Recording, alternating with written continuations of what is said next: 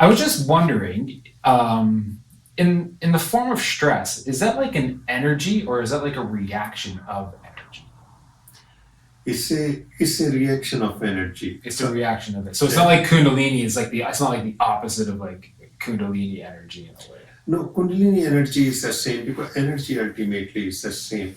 I think this is a very important question. And one great teacher from the past, he was from Russia, Gurdjieff. Okay, I've heard of him. Yeah, Gurdjieff, he was the first one actually put it together. He said there are the energy manifest in three ways. So number one is ordinary energy.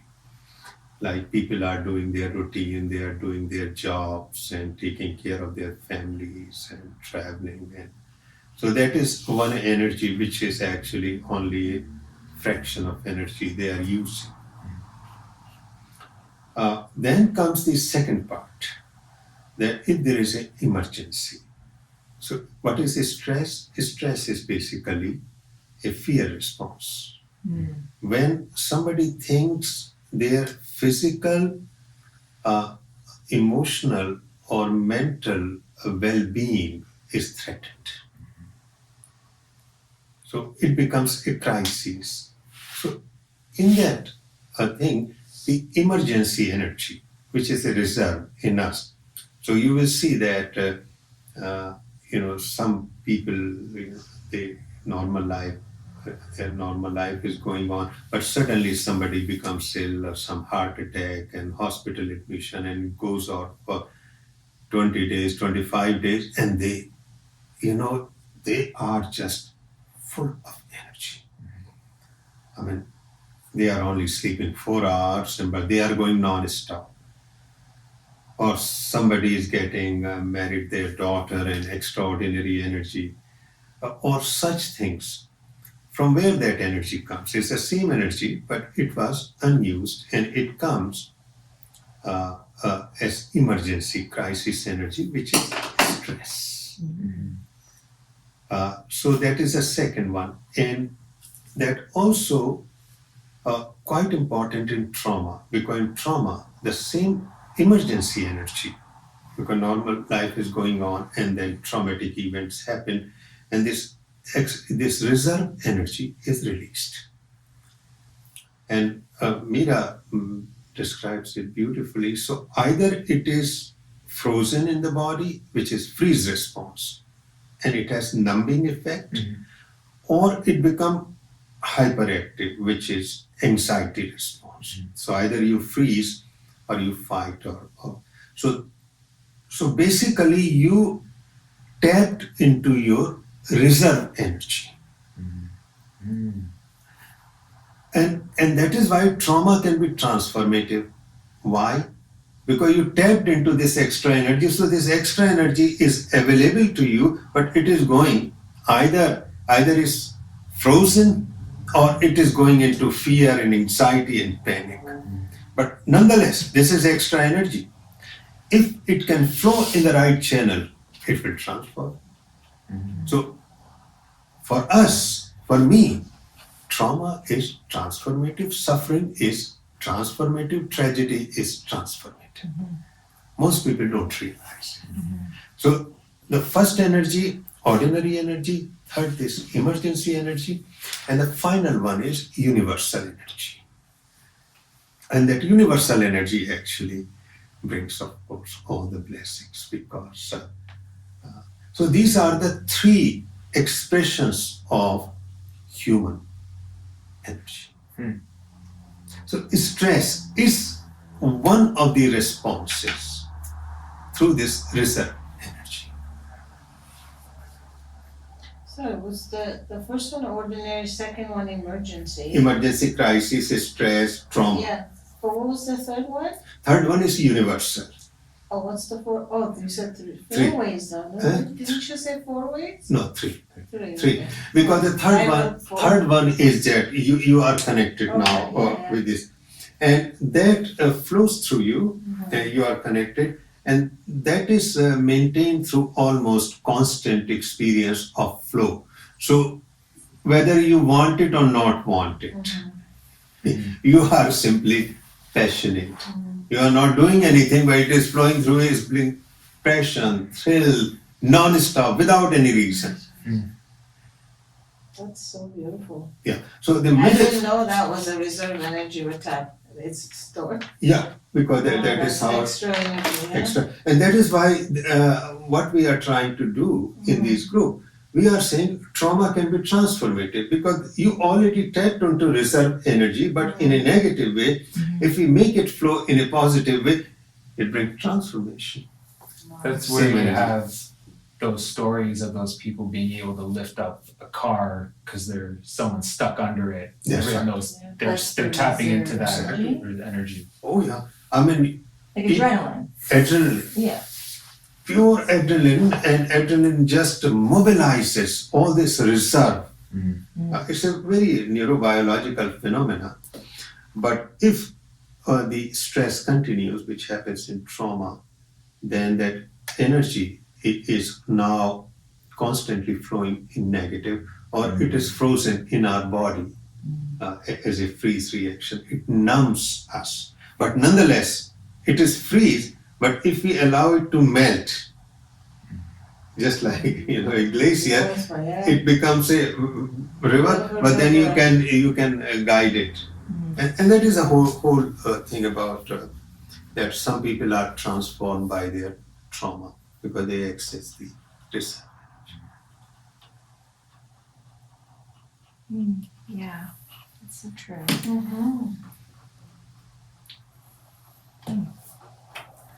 Oh yeah, I thought this was kind of interesting. What would you think of, on average, say like a general person? What were we talking about? Oh, because of the soul and the spirit and Atman and stuff. So this awareness. What percentage do you think people operate on, say, like an auto program of the day, running the same thoughts, compared to like actual awareness of their day? Like, what would a typical day percentage be?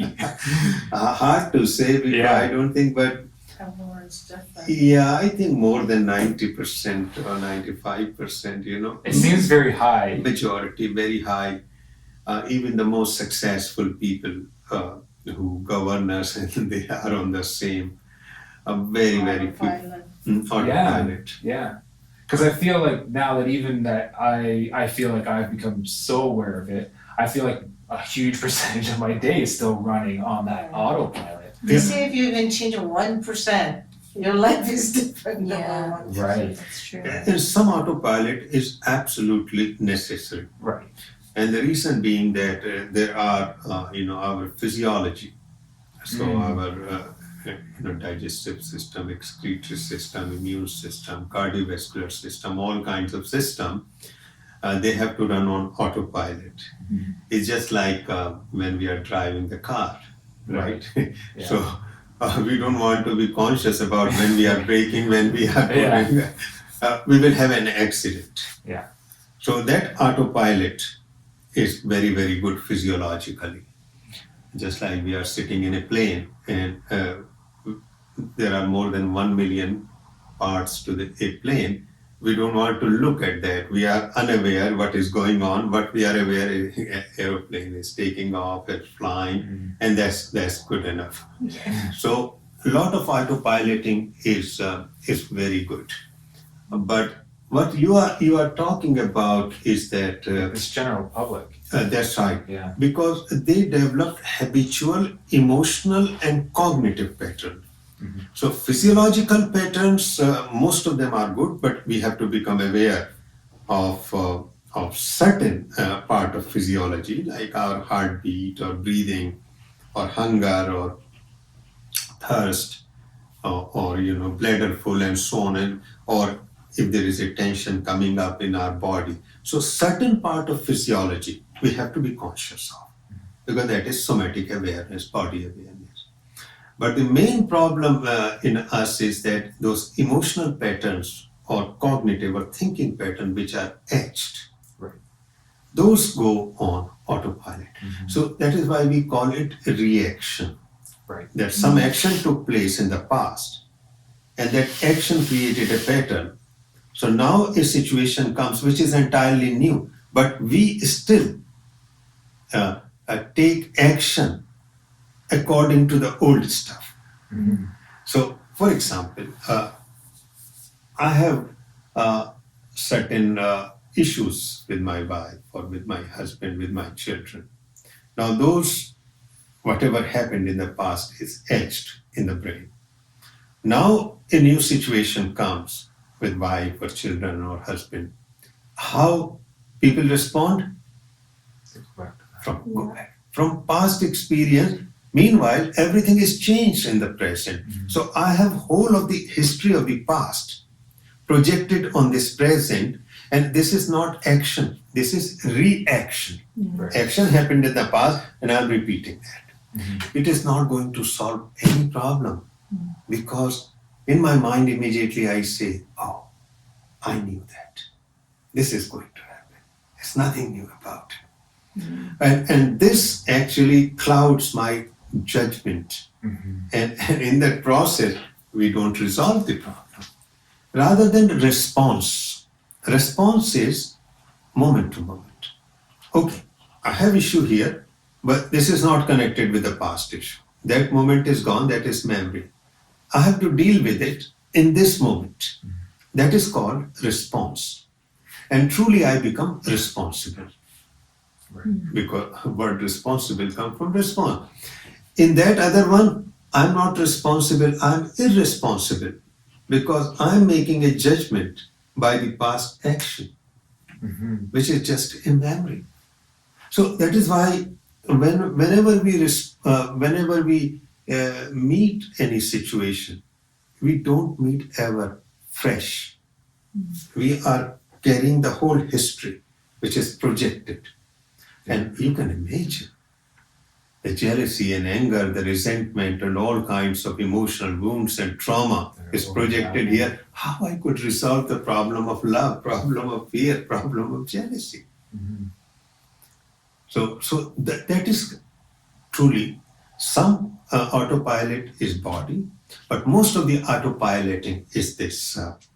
And in brain sciences, there is a name for it: default mode network. Okay, right. Because we associate everything with everything else. We are not out of it. It's almost like we're always in reaction, or a huge percent of the time we're always in reaction mode. Yes. So it's like we're always an actor playing the same role, and then we're just not being. So Yes. like that's where you get that acting and being. Like, yeah. Exactly. We are trapped in this endless. And in Sanskrit, it is called samsara. Yes, I heard. Samsara means endless repetition of the cycle. Mhm. You know, it's just going like this. And we think we are moving, but we are not moving because we are moving in just one place. Just like when our car is stuck in a snowbank and cannot come out. Yeah. Or Charlie Chaplin movies are quite classical because Charlie Chaplin is trying to escape from this oppressor, and he goes into a restaurant where floor is very, shiny and very slippery. So he seems to be running, Yeah. but actually he's not running. And the other guy is looking, what this guy is doing. But Charlie Chaplin still thinks I'm running. Yeah. So that is what happened, that we have a sense of movement, but that movement is going nowhere. Yeah. At the end of the day, Comes. same. You're on the record player and you're skipping at the same part That's every right. time. That's right.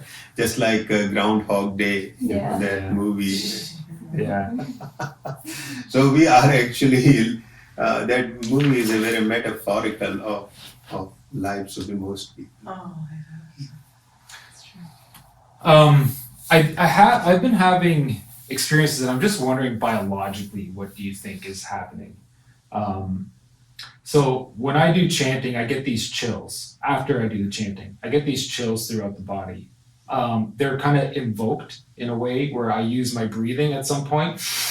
And I'll kind of like exhale, and then I can feel like I kind of force the chills. The only thing I kind of explain it to is like when you hear a really good part in a song and it excites you, and you have this energy kind of come. I would say it seems like it's mostly kind of in the chest area, like in the back, but like chest, like this area more than anything. and then it kind of just chills throughout my whole spine. Yeah. And what happened the other day is I've been dealing with wrist issues and when I'm doing my yoga, I really focus on breathing into the wrists. And then I was doing this workout where you do burpees, and I really, really hurt my wrists. And so I laid down immediately, and I just started breathing, and then that chill response came on, and so I tried to intent all the energy to my wrists, and within 4 breaths, the pain was completely gone, and my wrist was 100% back to normal. Yeah, it's a very interesting phenomena. Actually, there's so much written about chill. So if you Google it, Okay. because and you are very right, it is a lot of time it is connected with music. That you are listening to a particular type of music, particular type of Yeah, I song. would get it all the time. And you know, just like when I'm describing, actually I'm feeling that chill. Yeah, I can create it. I can sit here and create it myself. That's right. Yeah. The chill comes right from the middle part of the brain, which is involved with emotions and feelings. Okay. That makes sense. It is not cognitive, it is not thought. So whatever you are doing chanting, actually you are involving or activating that part. Because chill is usually associated with pleasure. Pleasure Yeah. and chill you cannot separate. And it is a result of mainly dopamine. Okay. It's a dopamine. And it is such a widely reported phenomenon now. There are websites about it. There are people are speaking about it. So you go to YouTube, you will find plenty of about chill. Okay. Yeah. So because I get it also when I'm listening to some very favorite song, and instantly chill, because then I know this is the right song. Right. Yeah. Even in Western music, I was listening to one piece of music, and just whole body is just Yeah. Yeah. chilled and tingling and numb. So now what is happening in you? Once you activating your emotional brain, middle part of the brain, then you are releasing tremendous energy, right? And that energy is available to you. So you can help others, you can help yourself. You allowed it to flow to your wrist. Yeah. I was blown away of how, Yes. because it hurt a lot, and I thought That's I did a lot of damage. And what came to me was we just happened to have a talk about this guy Wim Hof who does that kind of stuff, and so it just came to me at that moment. I was like, oh, I can feel this energy, and it's almost like the inhale condensed it, and then the exhale was just like that sending of just right. And the whole idea will be that once it comes, you just focus on it and let it flow from up to up, because that is what Kundalini awakening. You are creating a passage. See, so I had it for a while, like years, and then when it would happen, I would cut it off because I wasn't sure, and I wasn't sure if I was just like creating something in my mind, and I didn't want to like kind of fall into something. Oh, I'm just making this, not making the feeling up, but maybe stimulating something that maybe didn't need to be stimulated. No, it's very positive. But it's different. Yeah, I mean, my take on it has been different since we've been doing this. That's right. So it is basically you evoke or provoke chills and let it flow through the body into the brain. So basically you are opening the passages for your chakras and Kundalini. Cool. Interesting. Okay, yeah, another quick thing. The 5 senses, so in Pratyahara, you're trying to withdraw from the 5 senses. And we mentioned the 2 other senses. Yeah, proprioception and the Vestibular. vestibular. Now, are we trying to withdraw, is the idea, I'm just curious, is the idea to withdraw, you would be withdrawing from them as well because they're that doorway? Thing is that about proprioception and vestibular, we don't worry. Right, it's just not. Because, that is stabilizing body, basically. Okay. But these 5 senses are constantly trying to grab from the outer world, desires. So we are only partially withdrawing because still we need food, still we have to communicate, so we are not complete withdrawal. But that extra desire beyond survival, comfortable survival, we want to bring in. Right. We know shopping is necessary because we have to have clothes, but excess of shopping is a problem now. Yeah. So gradually we cut. So this is called austerity. You can call it austerity. Still you are connected with the word. And classical pratyahar eyes, you can see in the eyes of Buddha. So when you are Shiva, when you are looking at. Yeah. So what is happening? Inside and outside are balanced here. Means he's connected with the world, but as much as necessary, he's connected with the inner world also. So half-closed eyes actually is a metaphor of almost continuous pratyahar, which becomes spontaneous. As much necessary, we have to take from the world we take, but not excess. And that happens naturally. I find like in meditation, my eyes will do that. Yes. Just kind of naturally. They open. Yeah, you freak the kids out all the time. Yeah. They're like, Dad, what's the eyes doing? Yeah. Yes. Yeah. Because in pratyahar, this extra energy which we are spilling out now turned in. So some people do pratyahar intentionally. They make it a discipline in the beginning, which is okay.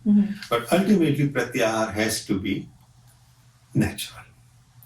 And as I mentioned, if you finish 4 limbs of yoga, yam, niyama, asana, and pranayama, if you really fulfill those 4 limbs, pratyahar becomes natural.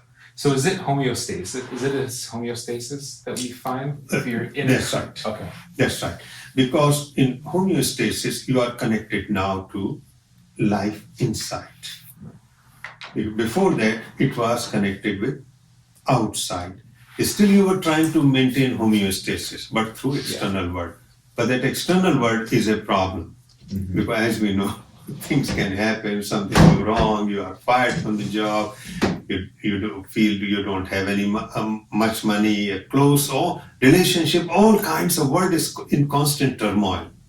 So that is not a very good way to you love your maple leaf and then it's lost in the game, and and you love your political party and all kinds of things. So once we focus here, the insight in pratyahar, then homeostasis will become a constant phenomena. And a point will come, it will never disappear. It will fluctuate. Sometimes you will feel out of balance because external events are so heavy, because we are the part of the world, we are living ordinary life. But it will come back on its own.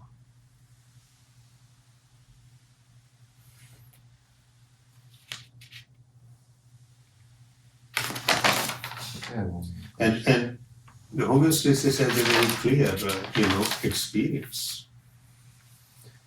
So it is not something vague, it's very physiological. I guess in a basic sense, if you could, I guess, kind of simplify it, you mentioned like the transformation and enlightenment. You mentioned it's biological. I'm just looking for a little bit more clarification on that. That's right. In a simple, we don't have to It's go a so very deep. simple, very simple. This body and brain, as we grow up, because the body and brain of a child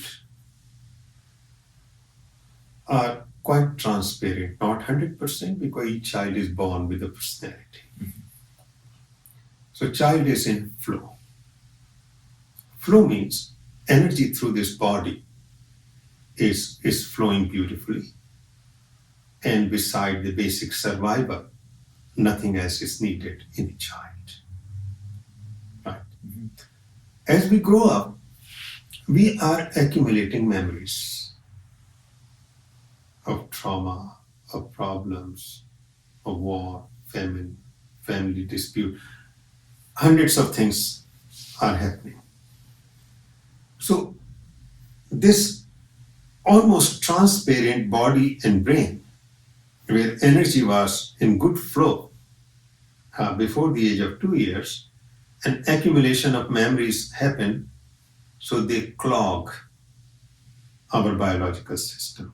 Because all memories in the beginning are emotional and cognitive, thinking. But gradually they become molecular. It's a very well researched thing.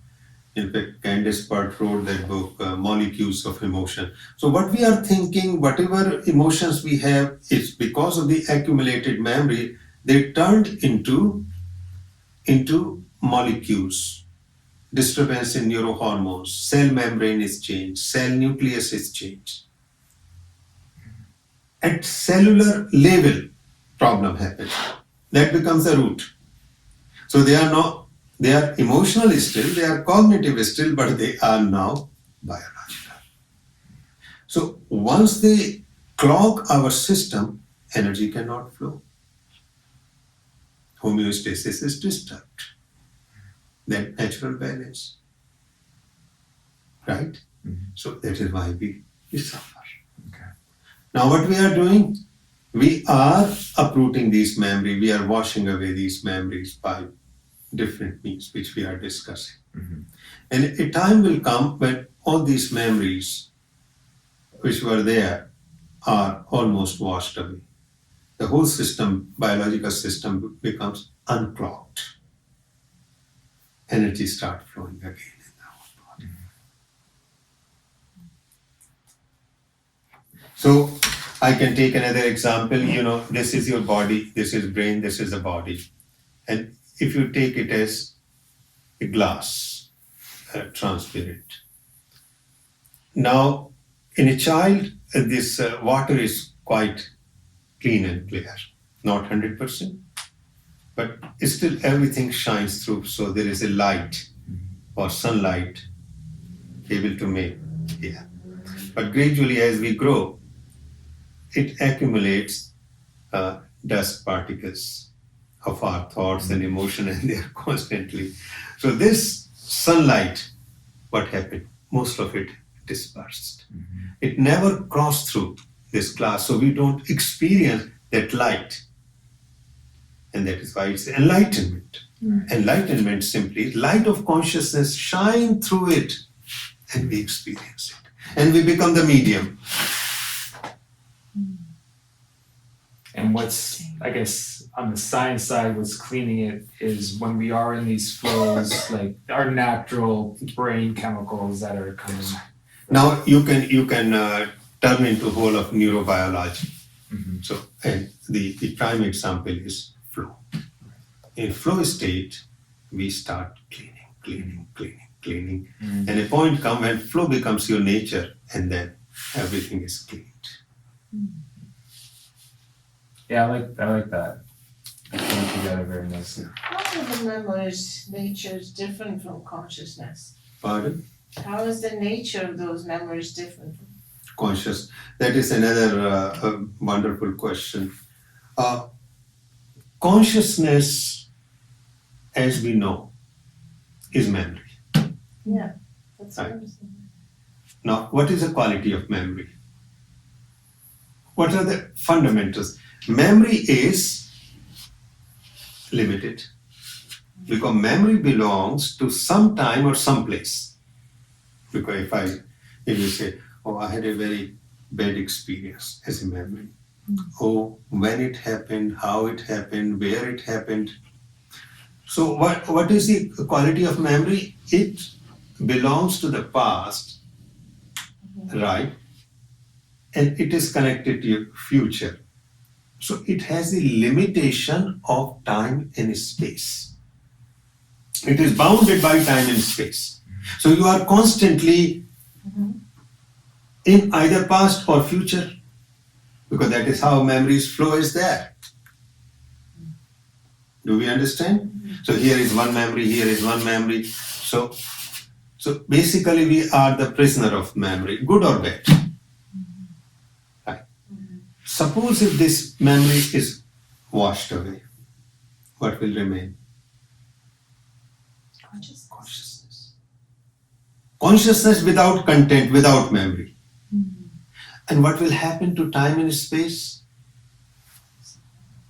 You are released into timelessness, which we call eternity. We become boundless, infinite. But with these memories, we become the prisoner of time and space, constantly past, present, future, past, present, future. So that's So it's kind of like just like a jail of some nature. Yes. It is. It's like And it is necessary also. these memories, Yeah, right? yeah. I mean, those memories, they play a role, but beyond a point. So that's fact, this is the identity pretty much. That's right. So what we call ego, you call identity, individuality, all kinds of names are given. But fundamental fact remains, we are in the prison of time and space. Okay, I need to understand this. So once you do this, we still have our identity. That's right. So how is this? Because we are not prisoner.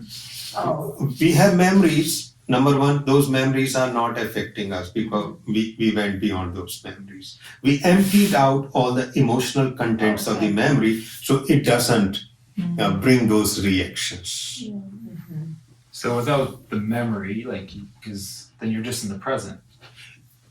And you have still memory, but you Okay, right. emptied out Yeah. the contents of the memory because suppose somebody hurt you in the past. Right. And Yeah. I will give you an example because I confronted two psychopaths, one psychopath and one sociopath. Now, that memory before 1996 immediately brought a tremendous reaction because it was a trauma. After 1996, in 97, the emotional contents of the memories were gone.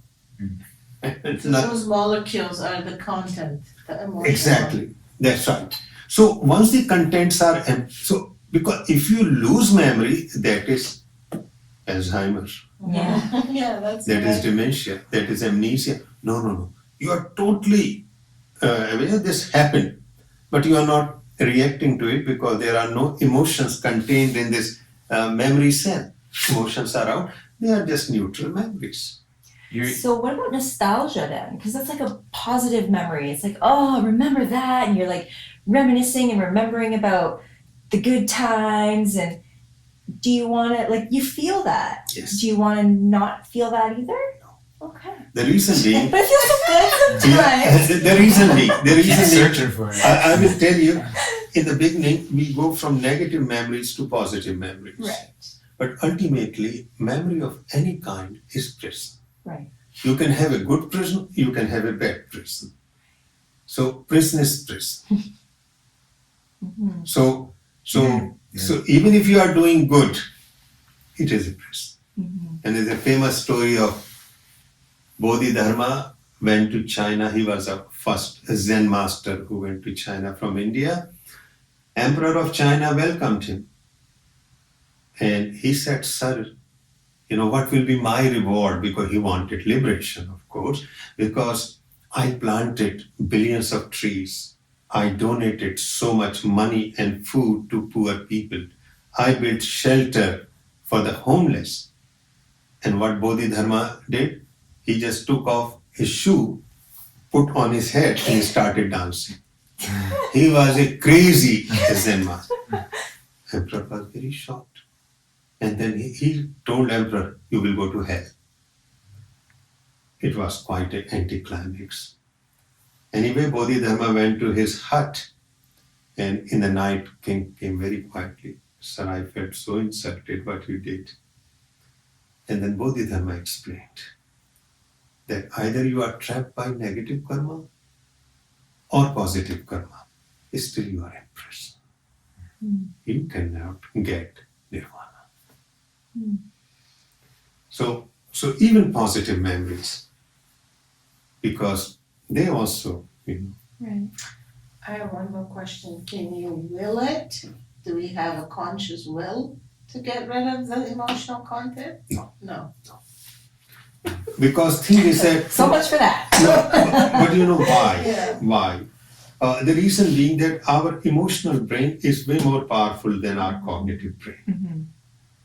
So until we bring the cognitive brain to such power, witnessing consciousness, which we call, because this is how much 7 times more strong than the so will, what we call will actually is the cognitive will cannot overcome.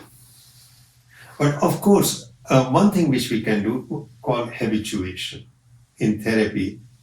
If you are responding to specific memory in a negative way, so you can repeat, you can expose yourself to somebody is scared of spider or snakes or flight and anything, and if they repeat it in controlled situation, eventually they become free from that fear. But that is very specific. But problem is we have thousands and thousands of negative.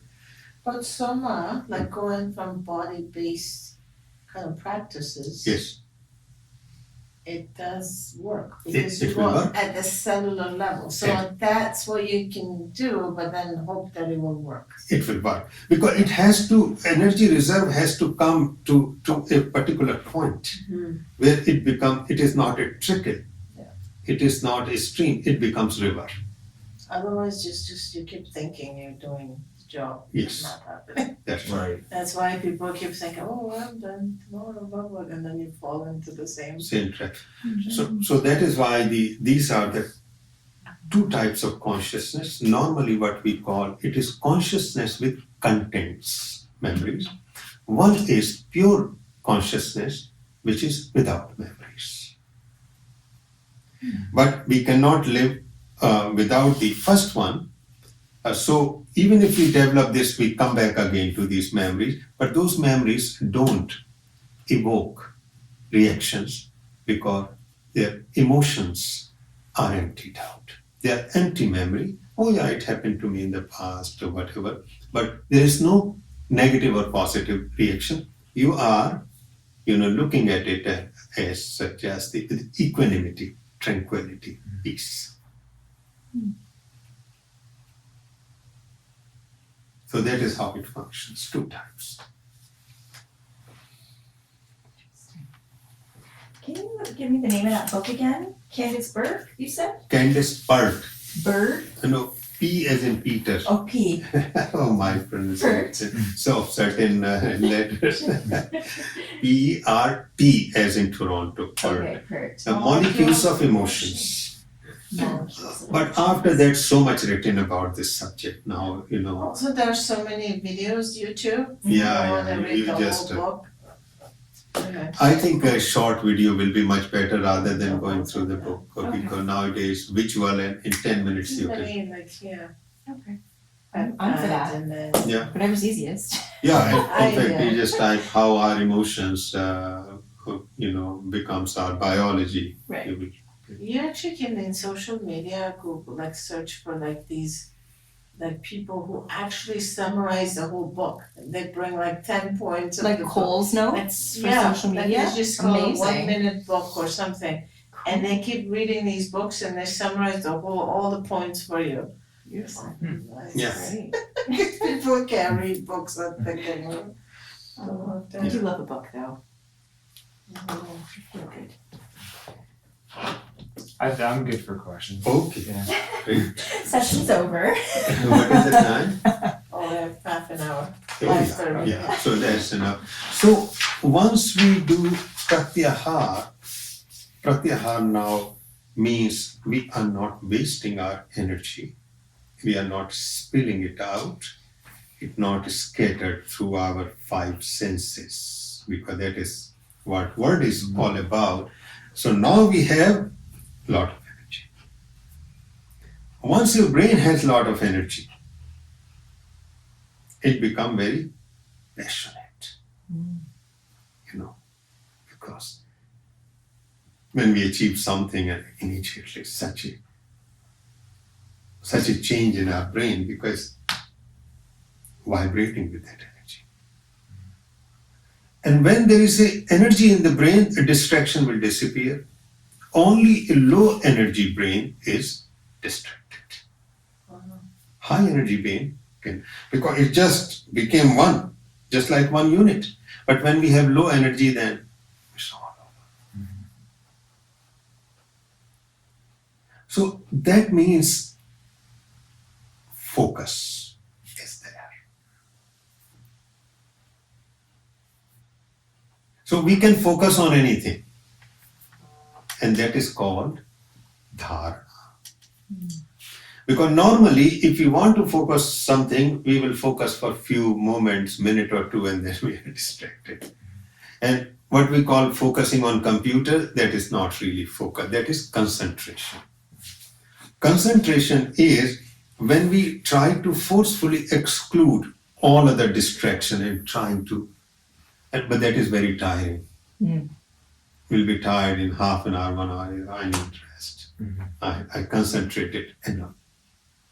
In this state, you don't get tired because so much energy is there and you are not concentrating and you are not struggling against anything because there are no distraction left because of the flow of the energy.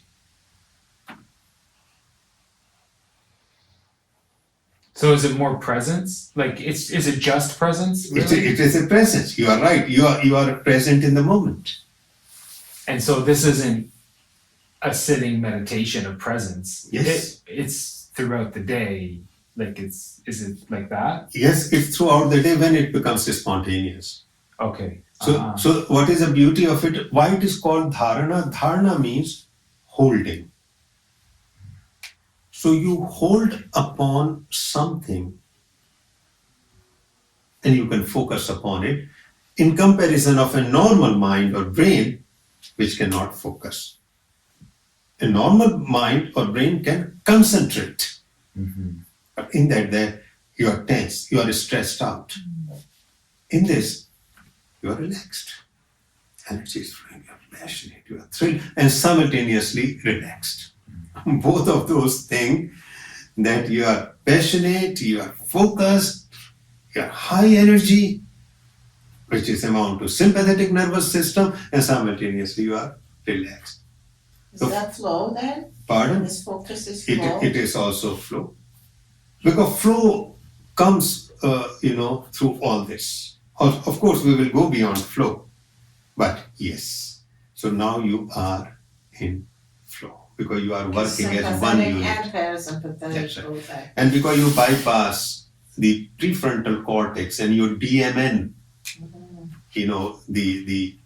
this part of the brain which has voices, which has knowledge, which has, things from the past and memory, that is bypassed.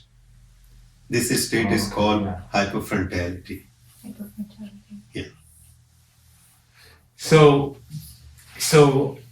would then is more brain active? Yes. Or is it more brain's active even though that's kind of bypassed? That's right. Because normally, at any time, not more than 10% brain is functionally active. Physiologically, it is 100% active. But as far as function means at given point of time, only 10% nerve cells are communicating with each other actively. In this state, that it is. Lot more is connected and it bypasses our past memories and frontal cortex and all those things. These are all the researches in flow. So the focus, it's not even like, it's not like just this focus, it is like a focus. Exactly. So now you got exactly the idea because that is the fundamental thing which people miss about it. So you are not. So in dharana, my focus is on bottle, suppose. And that focus actually is a loose focus because it's not concentration. I'm not only here, but actually everything else which is around it, I'm aware of it. That is the difference from concentration. Concentration, I'm concentrating here, and other things they become distraction. Here in dharana, they are not distraction. Why? Because You are the part of this water bottle. I am the part of this water. This table is the part of the water because in universe, in real life, we don't perceive everything is connected to everything else. You cannot describe this bottle apart from you, apart from me, apart from this yoga studio, apart from this blackboard, because this is the totality. It's so what's kind of coming to me with this. It's would it be so you have pratyahara with this withdrawal from the five senses, and then this is almost being aware of all senses at the same time. Would it be like you're That's aware of right. the inner sense, the vestibular, proprioception, all of the senses are being just aware at the same time. Exactly. But So this you are, information is just it's even more information kind of being available to us, that's right. But not separate. but not separate. No, not separate, because everything It's is all now at the same starting. time. But this is the quality of humans, so animals can't do that, so what part of our human brain can give that totality experience No, actually animals are naturally there. naturally? But they are not conscious of. Baby is there, but baby is not conscious of So it. what makes us to have consciousness? Because Is there part of the brain that becomes the conscious of this consciousness, that's correct. but it's not prefrontal lobe? It is the part of the prefrontal lobe, but that is why we call it hypofrontality, not afrontality. Hypofrontality means it only let go of that part That which is the connected past. with our past and memories, our conditioning and programming. So true mindfulness. Yes, that is the beginning of true mindfulness. So now you can see that you are holding, but simultaneously, it is not an isolated object anymore. So you are looking at a dewdrop. Dewdrop is reflecting the whole universe, all its connection. Because nothing in this universe, in our world, can happen in isolation. And that is the prime insight of quantum physics. They said whole come first, then comes the individual particle. This is a much later development. Wholeness, that connection is the primary. So now we are moving from isolation, from loneliness, and this artificial individuality to develop connection. So is that what like certain drugs kind of do? They do. Because drugs or extreme sports, because mechanism in the brain is the same. The thing is that whether you do through yoga or extreme sports or drug or sex or all kinds of things, ultimately it goes to the same brain. So fundamental physiology will be the same. Except that a lot of those things are very destructive. Right. So eventually, people become addicted to it and they destroy themselves. And they never reach the peak, which we will discuss in subsequent session. So dharana is, and the primary example of dharana, I will give you Einstein. Einstein called it thought experiments. So he's holding a baby in his arm and he is stirring the soup. Because wife said, I'm just going out to buy something, can you? And Einstein is into this dharana because he's holding that speed of light. If it comes, what will happen to this object? What will happen to universe? What is the limitation of universe? Because he was holding an idea. So either you can hold an idea, focus on an idea, or you can focus on an object. So once you are holding an idea, just like Einstein was holding, he was getting connected to everything. He called it thought experiment. Or take a poet. A poet is looking at the moon. dharana. This is temporary. But these people actually did dharana because this was their natural quality. It is the quality of all creative people. So this person, the poet, is holding an image of the moon or image of a beautiful face or a woman, and gradually, this is dharana, so it's connecting slowly to everything, all the experiences. So it is not concentration. So through that face, through that lake, through that moon, so much is connected, and out of that comes the most beautiful transcendental poetry. Just like Sufis. Sufis used to do the same, and some people thought they are womanizer and they are alcoholic. They were not. They were doing dharana. A beautiful face comes, a tree comes, and through that they trace all these connections, everything which is around and beyond. So now this object is no more object. It is a part of the whole creation. How is this different from ordinary contemplation? Yeah, Ordinary contemplation is intentional thinking. that's effort. This is effortless. And that is why a lot of poets and a lot of all these people, they feel very frustrated because it comes to them and it disappears. Yeah. Beauty of yogi is able to maintain by will. Yogi becomes the master. The rest of the creative people, they'll remain slave to it. True. They are on the mercy of dharana. But a yogi, So because creative ideas, when they Yes. come to you, that's right. that's like an element of that. That is dharana. I am repeating it so much. I mean, since this morning, it was almost a non-stop dharana from one topic to another topic. The reason, Ubiquity University in the United States, they offered us to do master's, program, and we put 10 courses. Now others can, make outline, but I have to make outlines of them.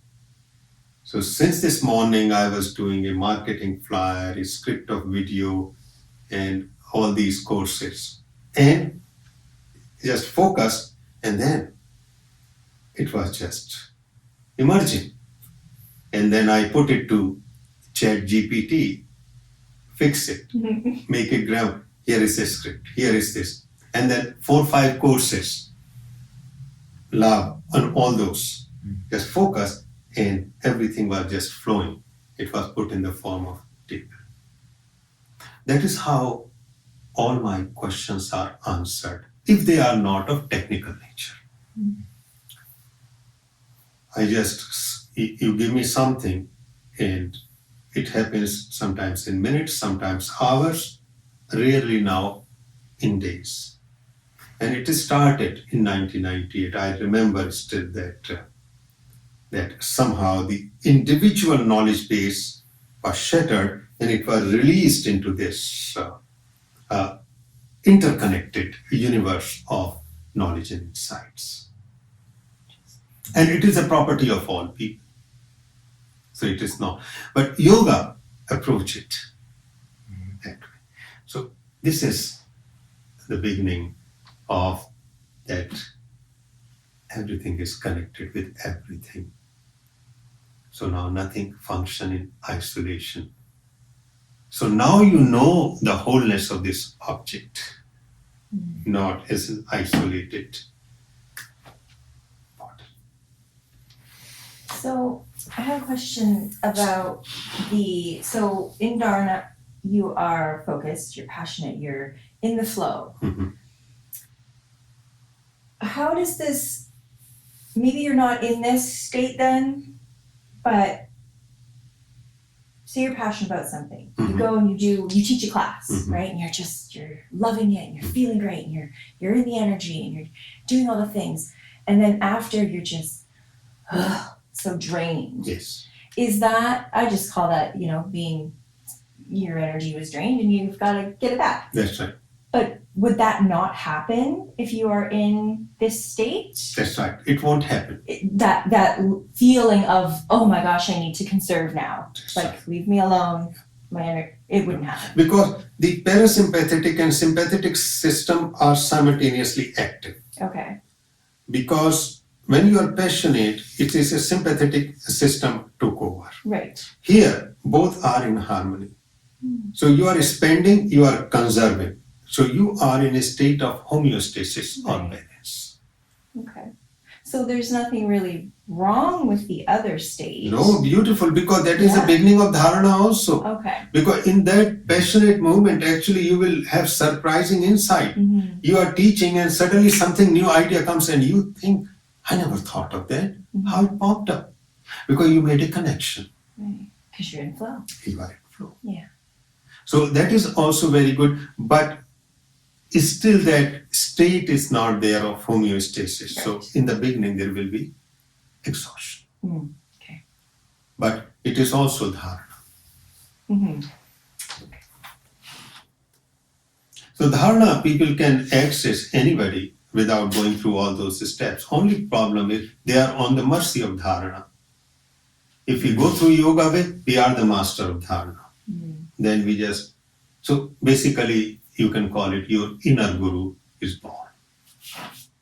It's interesting because I think of there's a lot of times where where I have those senses of, I would say something similar is, I find it when I'm listening to your podcast. I'll be like driving in, I'll be listening to your podcast, and then like it would trigger all the teachings, kind of everything together, and then I'll just record my voice and I'll just start talking. Yes. And it's like I'm just naturally, I'm not even like I'm driving and I'm just talking and putting all the dots kind of together. That's right. And so there is this disconnection in a way.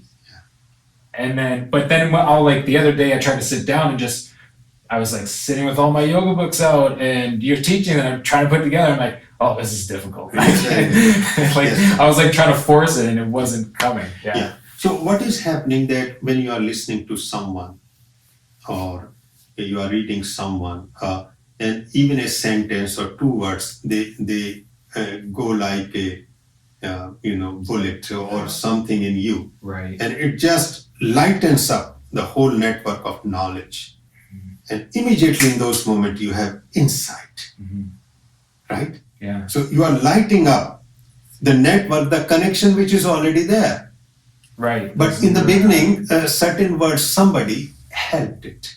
But gradually, you don't need that. Because it's interesting, because then sometimes I'll try to go back to reflect on it, like in class, I'm like, oh yeah, what I say? I'm like, oh, I totally forgot I didn't even know what I said.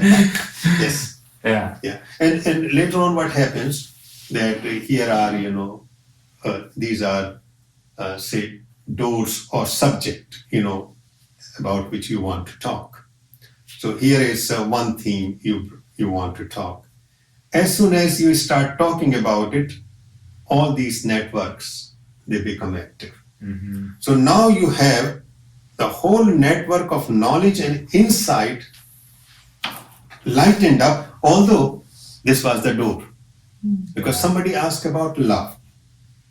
So this is, say, love theme, but this love lightened up everything in you.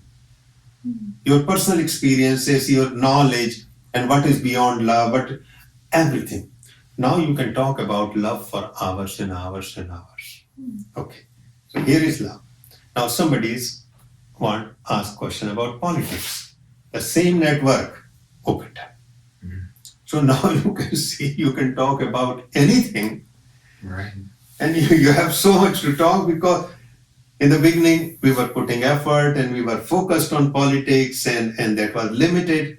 But now politics is connected to economics connected to love is connected to spirituality is coming to neurobiology.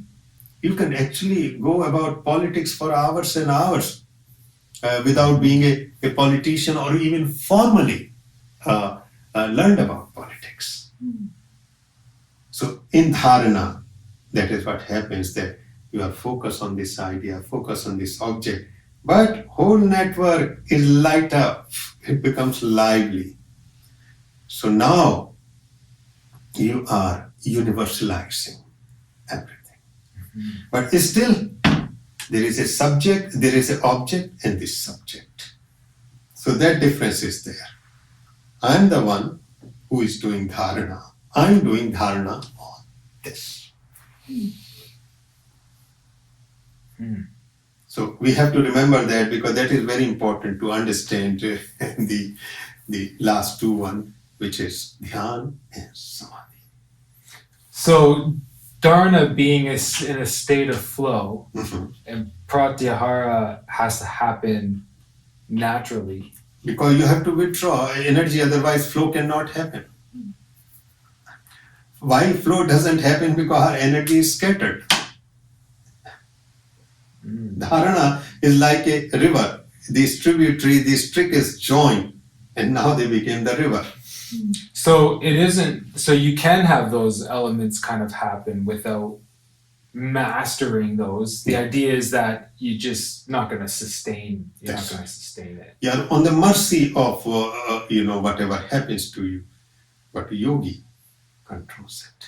So it's neat, because it's a neat way of bringing that up, because it is like reassuring to people that, hey, there are experiencing of this. Like, it isn't that, yeah, I'm just trying to kind of conceptualize it, I guess. In a way. Everybody experiences flow. Everybody experiences dharana. There is no doubt about it. It may be for few moments, for few hours, for few days. And I think Einstein perhaps experienced it for days and days and days. In ordinary language, it is called contemplation. You are contemplating about something. It may be an idea of God, idea of angel, idea of flower, idea of dewdrop, idea of your beloved, your lover. It doesn't matter. You're essentially making those neurological connections. Exactly, because your brain is lit up, so it is now a lot more connected in comparison. So if it was 10% connected, it may be now 30%, 40%. So Now, that is why sense of flow. taking that back to personality, like studying ourselves, Mhm. when those light ups happen, is that an element that like kind of needs to be kind of noted down to yourself, like where, hey, this might be your path a little bit?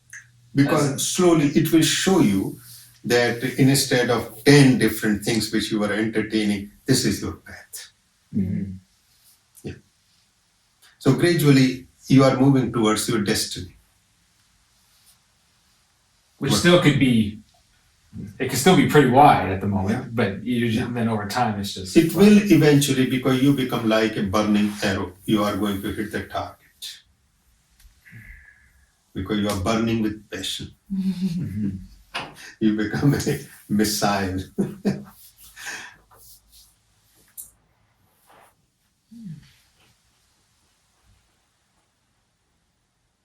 Yeah, it's very interesting now. Yeah.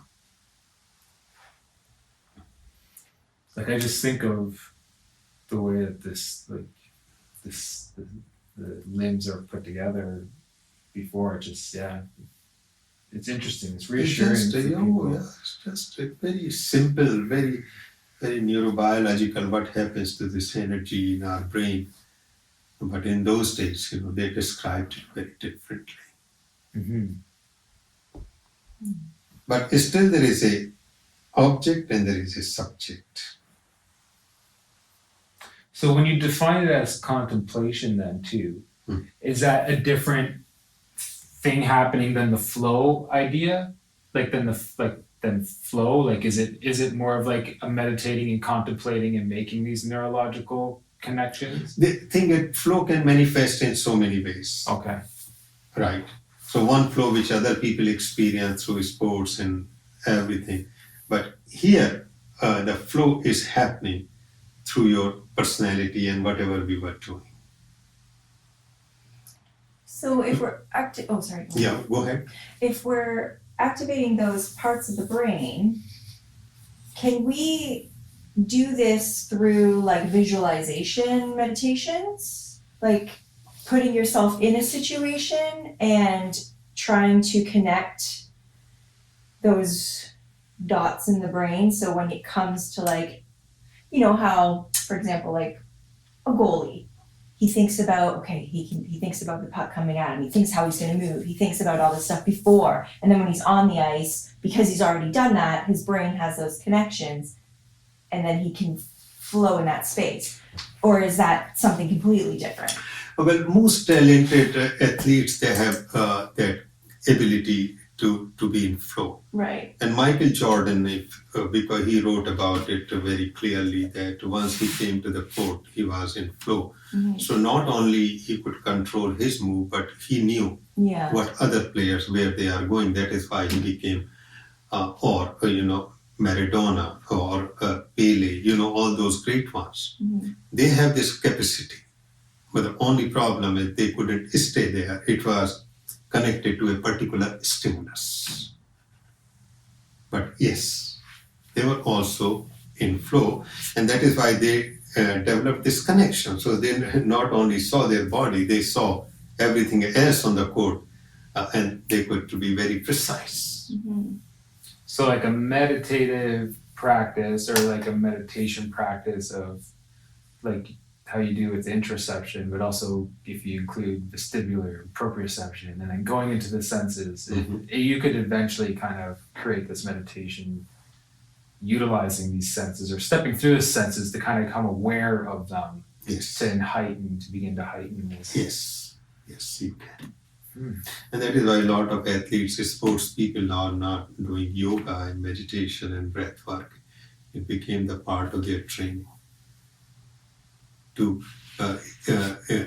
save the energy, no spillage of energy. They are focused, they are very clear.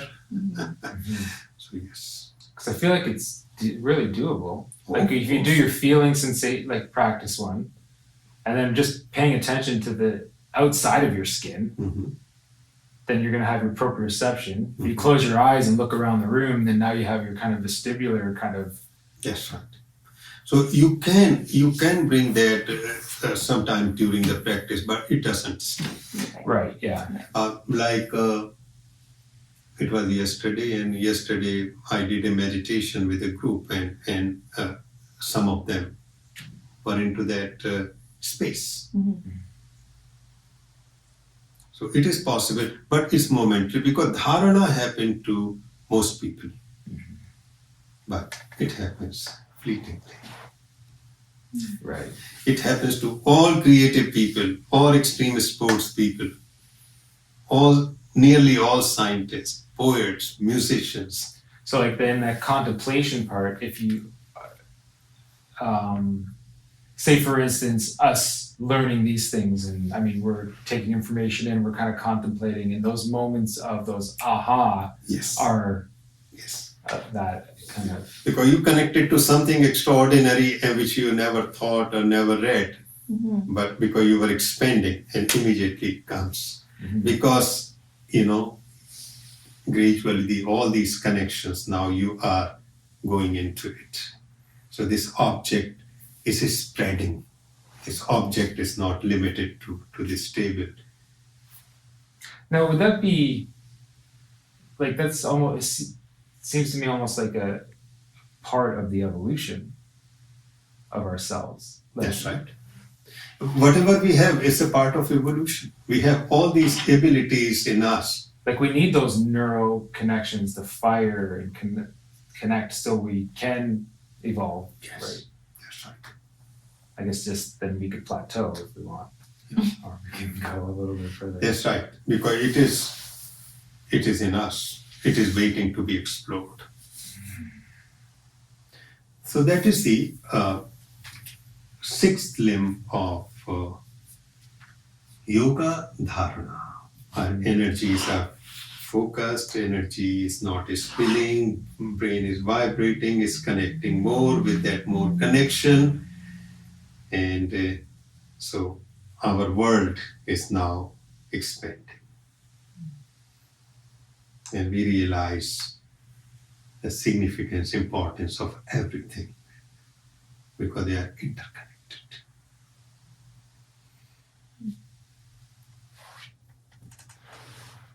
I'd like to know how Soma goes through all of this good that. Oh, yeah. That'd be fascinating. Yes. Because this is the path of consciousness, that would be the path of energy. Yeah. Because primarily I'm describing from, energy point of view. Anyway, Because the thing is that energy is rushing. It is washing away the memories, even temporarily. So what is happening with that is emerging a consciousness which is without memories. But again, a glimpse. So next, what we will come to dhyana or meditation, seventh limb. It will start becoming.